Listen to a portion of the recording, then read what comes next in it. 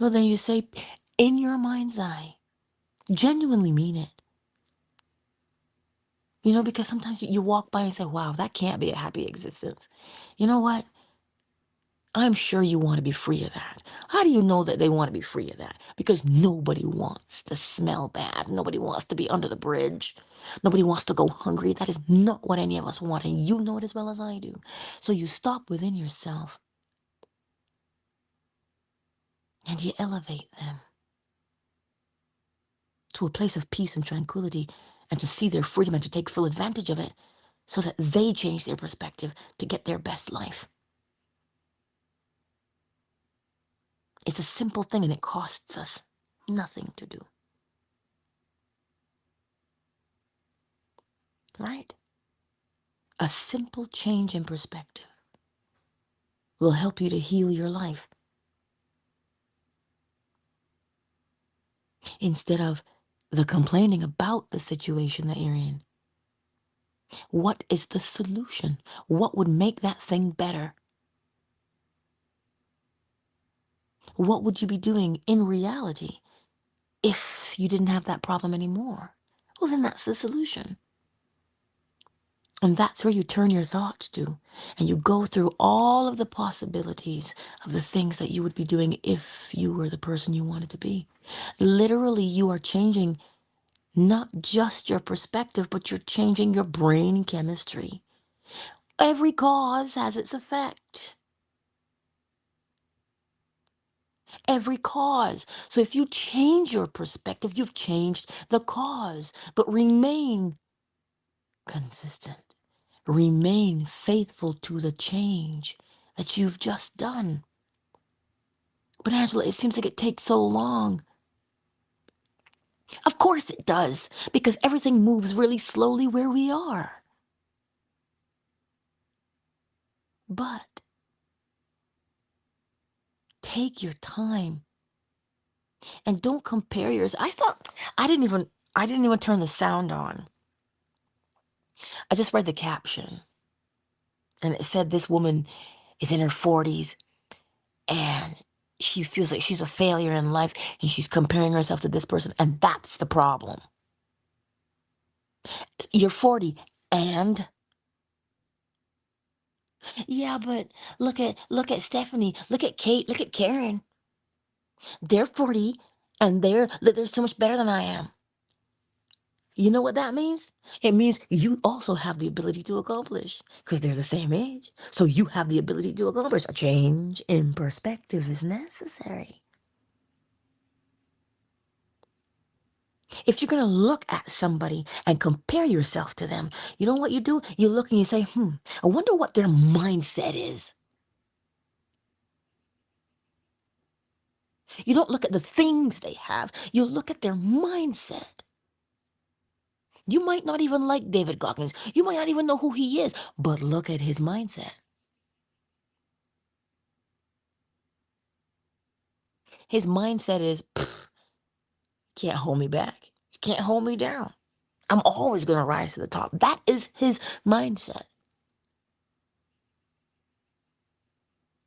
But what do we say sometimes? We find a good meme, we go, I want to steal that meme. Hey, how about you steal that mindset? How about you look at that mindset and say, I wonder if I applied that mindset, if I would have the same outcome. Well, you'd have to test it. And in order for us to test it, we have to change the mindset, change the perspective. And like I said, sometimes it can feel overwhelming. You can feel like Chicken Little. The world is falling. But that is a perspective. It's a perspective.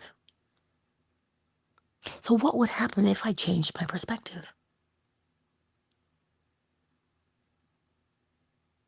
You see, we talk about tests all the time. Testing, testing.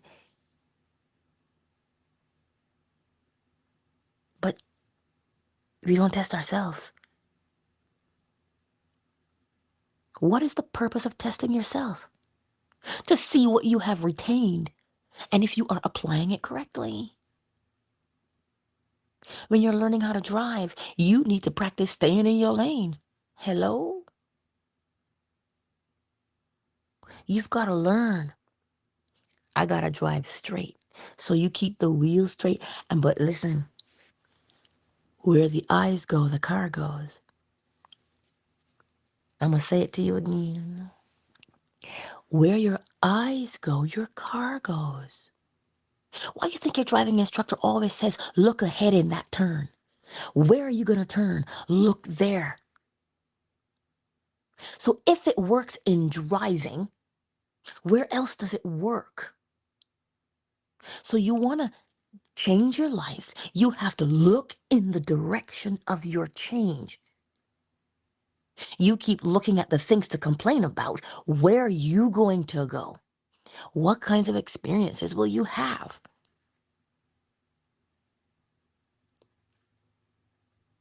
This is why a change of perspective is important. And you don't change perspective once in the heat yesterday. You had to change a couple of times. My. When you find the perspective that you want, remain faithful to it. And because you keep doing it the same way every time, you have successfully programmed yourself to change, thereby changing your life so that you can do what? Walk with a pep in your step to say, I did it, I did it, I did it. What else can I do? What else can I change about myself? You see, and that way you are driven to change from where? Within. You're driven to change from within. So, my beautiful friends, I shan't keep you. But remember, listen, sometimes I wonder about myself. If I do something and I'm like, oh, I say, oh, I see you, correspondence. I see you. As within, so without. I see you. I see you. Why do I say that? Because there's something that I was changing on the inside. And I saw it on the outside. I said, I see you. I changed. I see it. I see it. And I get excited. And I say, well, that's good. I remained faithful. So now all I can do is be faithful to this. And I carry on. Something else arises and I say, well, I did it over there. Let's do it over here. And every time I want to get overly emotional about something, I say, oh, rhythm, I see you. Rhythm compensates. With whatever level of intensity I have, that is the level of intensity of the experience. And I say, I see you, rhythm, I see you. And it causes me to check myself every single time so that I remain in a level or balanced place. And when I feel any guilt or shame, I do the same thing. I said, oh, as within, so without. You want that on the outside as an experience? No. And I changed my perspective real fast because I know what that stuff brings. So that when I commit to doing something, it was deliberate as opposed to, oh man, and I got caught up and carried away in the feeling.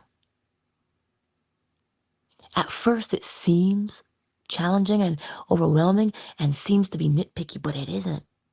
Not once you get the hang of it.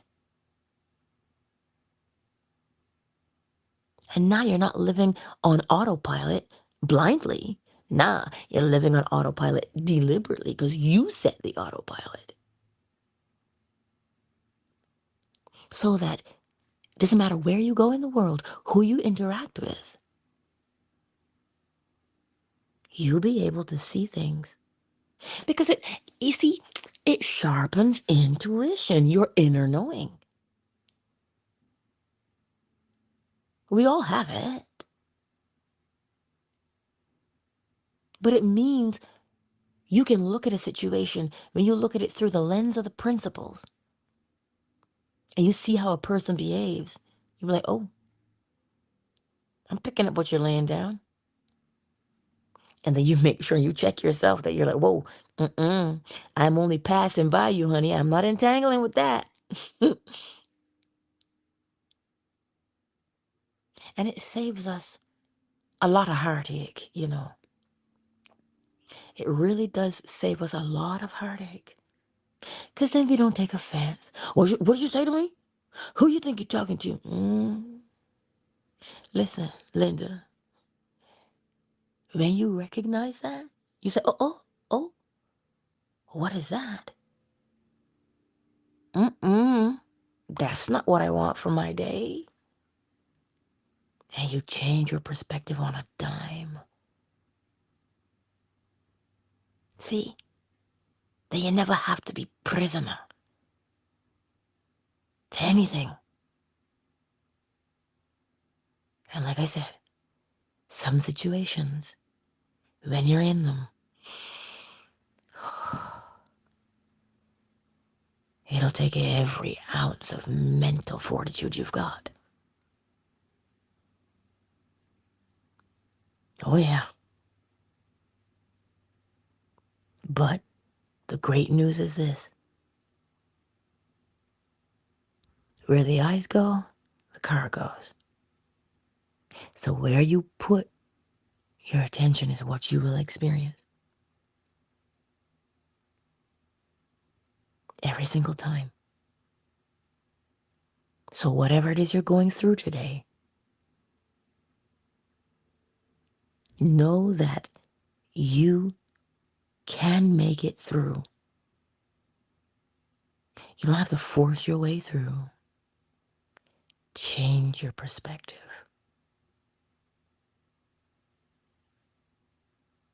Yes. Even though it feels like your back is against the wall. Hey, if your back is against the wall, ain't nobody behind you. You're safe there. If your back is against the wall, you can push forward from there. Is that not what we do? You ever seen people leaning on the wall with their foot on the wall? What do? They push off. There's something bracing you. It's a change in perspective. The wall that your back is against is not your enemy. Use it as a springboard now to propel yourself forward. Oh, Angela, that's so easy for you to say because you ain't never been in nothing. Let me tell you something, Linda. You don't know because I don't make it my business to come on here and tell you all the challenges that I've got. Because what good is that? Because then I keep that shit alive in my own life, and I'm not about that. So that's why I don't tell you. Because it is the constant regurgitation of the problem that makes it persist. So I don't tell you my problems. I look at my problems through the lens of the law and I change my perspective. Because I can clearly see where I don't want to be.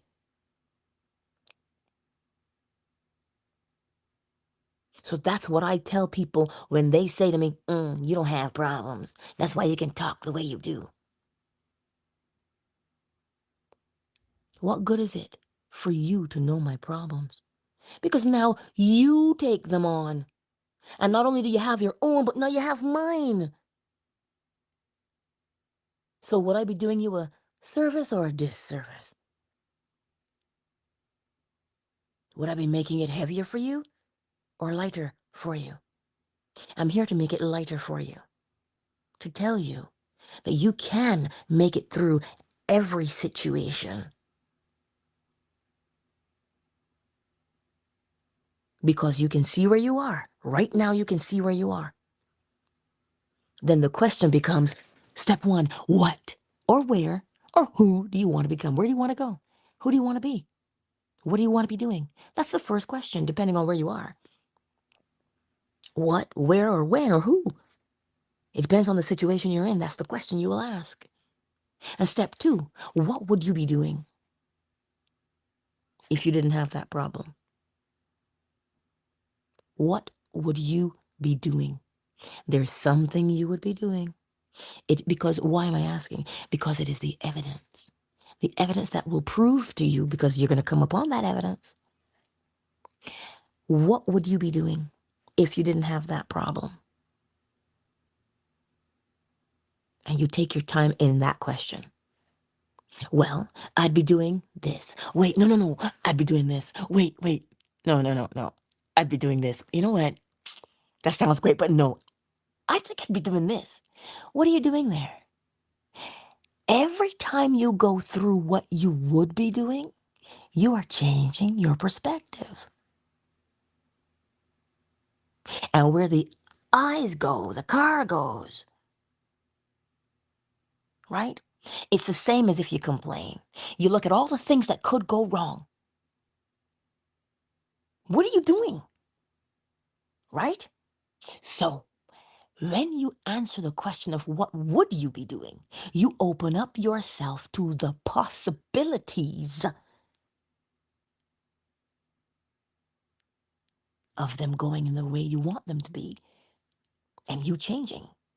So when you do step 2, you're opening yourself up and you're saying, wait, no, I'd be doing this. Shoot. No, wait. And you notice how each one keeps getting better and better until you're going to land on the one that feels the most natural. You'll be like, yeah, you know what? I'd be doing that. And you see the feeling that comes along with it? Your body already registered the feeling. So long as your body registers that feeling, it is true. Your body wouldn't register it any other way. It has to be true to your body. Because remember, your body is only registering what you tell it to be true. It doesn't deal in falsities. It only registers what you tell it to be true. So whether or not you believe a lie or you believe the truth, it only registers what you believe to be true. As within, so without. So as you start to have the feeling of, yeah, that is what I'd be doing. Well, then you stay in that feeling. And you keep, you know how you have rosary beads? Or a stone, a smooth stone, you call it a worry stone, and you keep rubbing it and rubbing it and rubbing it. Yes, you keep worrying it. That's the best word I could use. Which means you keep in contact with it, touching it, moving it, feeling it, being in its presence. And you have literally now, through feeling and repetition, formed a new neurological pathway inside your brain, as within, so without. You think the brain is within? It's within your skull, but the brain is without. Oh, yes, it is. It shows you. It is the evidence. So it is without. It is the effect. So the mood that you occupy the most is what is forming your neurological pathway. And remember, we don't live logically. Because if we lived logically, you would not be heating up a spoon or on the crack pipe. Nobody wants to live like that. Everybody wants a beautiful smile, so you're not going to be doing meth. Logically, we know that. But neurologically, that's what drives us. So get in there by asking yourself, what would I be doing if I were the man or the woman I wanted to be? What would I be doing? And you answer that question and you allow the feeling to emerge and you immerse yourself in that. And you make that neurology, hey, baby.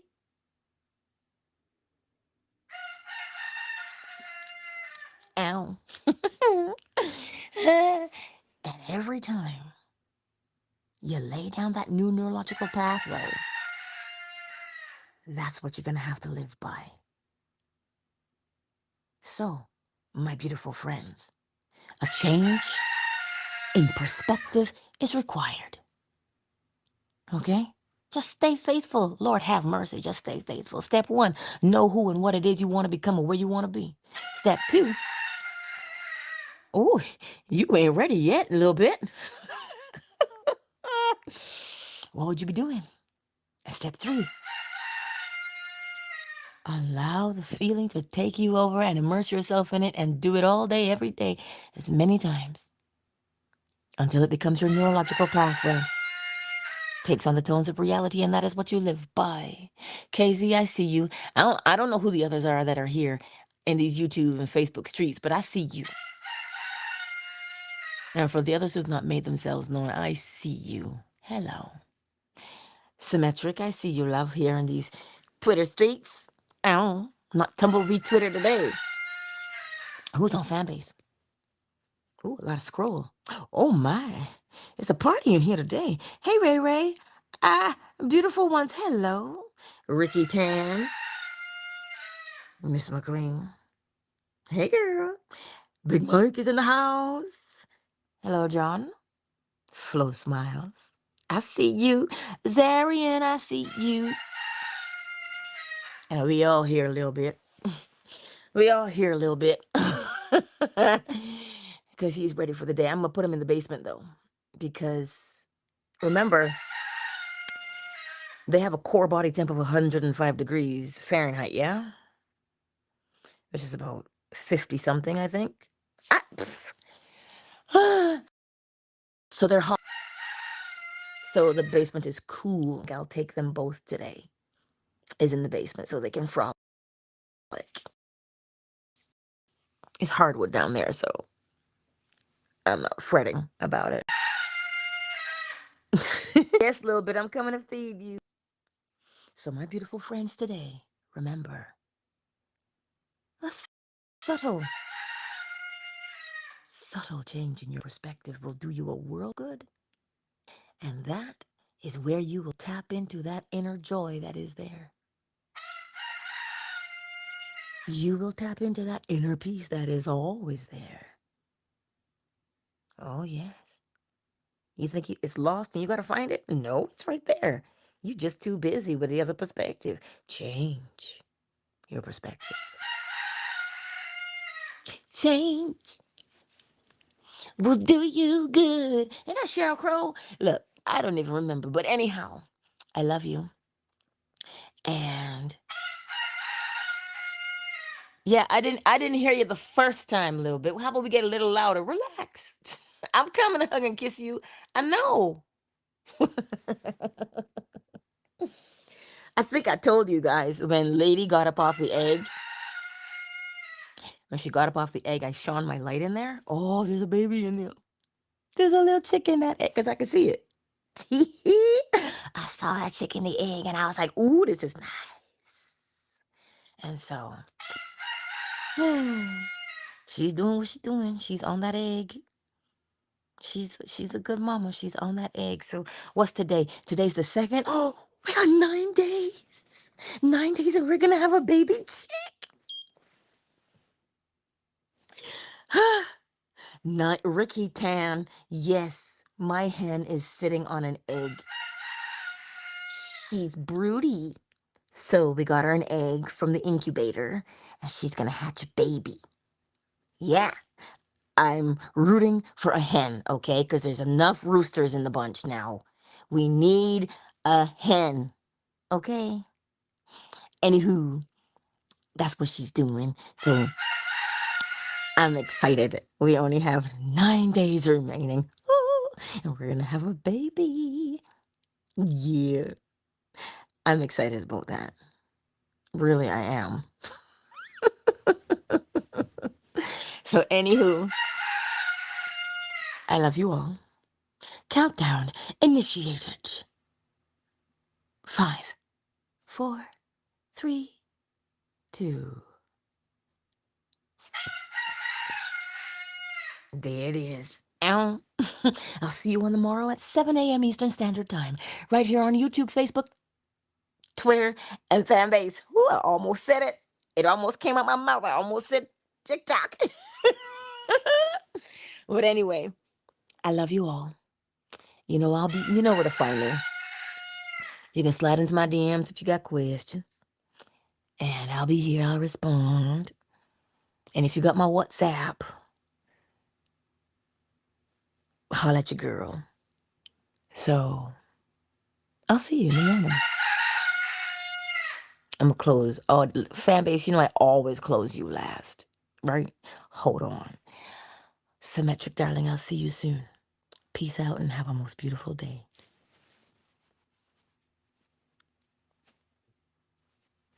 Twitter is closed. Listen, I slept with my fan on all night.